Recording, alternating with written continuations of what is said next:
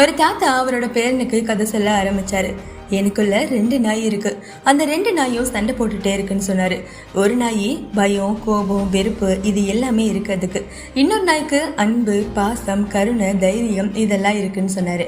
உடனே இந்த பேரன் கேட்டான், இவங்க 2 பேத்துல யார் தாத்தா வின் பண்ணுவாங்கன்னு. தாத்தா சிரிச்சுக்கிட்டே சொன்னாரு, வளர்த்தவன் நான் தானே. நான் அன்புக்கு முக்கியத்துவம் கொடுத்தா இந்த நாய் ஜெயிக்கும், கோபத்துக்கு முக்கியத்துவம் கொடுத்தா இந்த நாய் ஜெயிக்கும் அப்படின்னு சொன்னாரு. அந்த பேரனுக்கு ஒண்ணுமே புரியல.